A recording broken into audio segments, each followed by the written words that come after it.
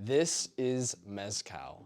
It's an agave-based spirit known for its one-of-a-kind smoky flavor and is slowly gaining popularity outside its birthplace of Oaxaca, Mexico. However, don't shrug this off as another type of tequila. Mezcal is an entirely different beast.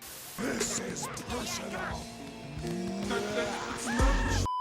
Unlike tequila, where the agave is steamed, the agave in mezcal is actually roasted with charcoal and wood to give it that signature smoky flavor. Furthermore, unlike tequila, which is only allowed to be blue agave, mezcal can use up to 30 different agaves, which allows a huge range of flavors between different mezcals. One thing that it does share, however, with tequila is the fact that you can find aged mezcals with the same names like reposado or añejo.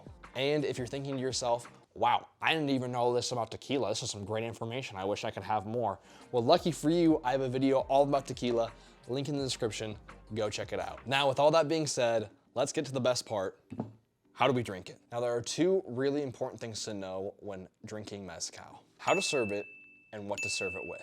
Let's start with how to serve it, and then we'll move on to what to serve it with. Now, starting with how it should be served, mezcal should always be served neat and be sipped on. Now, when you're serving your mezcal, make sure to keep it at room temperature. Serving it at room temperature will actually help those earthy and smoky flavors kind of shine through, versus chilling it is gonna tone those down.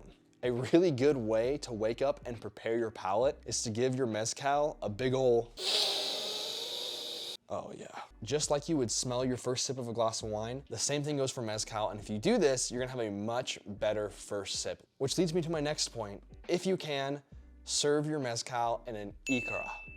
An ikara is pretty much an itty-bitty bowl that is used to serve mezcal. Unlike a shot glass, which is deep and usually not very wide, an ikara is very shallow but also very wide, which allows you to get a great smell not only before you drink it but also while you're drinking it. If you have trouble finding them, or if you realize how expensive they are to buy in the States, like I did, I recommend using a rocks glass. It'll give you a pretty similar experience. So for a quick recap, drink it neat, drink it at room temperature, and if you can, serve it in an ikara or a rocks glass. Now that we know how to serve mezcal, let's talk about what to serve alongside mezcal. Now, when you're serving mezcal, there are two things you always want to have on hand. The first one is orange slices, but that's easy. The second one is a little bit different. The second one is called sal de gusano.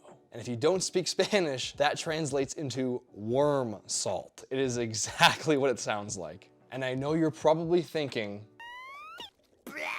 however, we want to try and keep it as authentic as we possibly can. So we're going to use it, and you should use it too. Plus, I'm sure it's great. I haven't had it yet personally, but I'm sure it's good. So I wanted to show you guys kind of how to prep this. It's super simple. All you're going to do is take your oranges, slice them into wedges, and then go ahead and sprinkle the sal de gusano on top. Now, to give a little bit more background on the sal de gusano, it's actually a mixture of the crushed agave worms, which are the worms that are found inside the agave plant, sea salt, and then the extra ingredient, which is dry roasted chilies. But like I said, once you have your oranges cut and your sal de gusano sprinkled on top, you are now ready to take your first sip of mezcal.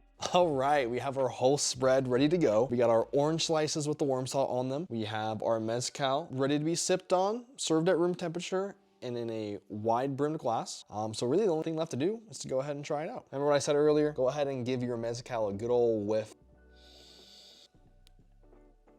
Man, that is so freaking good. Like I've been saying the whole video, it's extremely smoky, which gives this a really kind of unique flavor. But on top of that, it doesn't necessarily lose that agave flavor. That's still very much there. It's just roasted. Let's go ahead and try it with the worm salt. Now, pouring this out, you guys obviously can't smell it, but what's really interesting, it actually smells like bacon, which is really obviously strange. Let's go ahead and take another sip of the mezcal and then add an orange to it.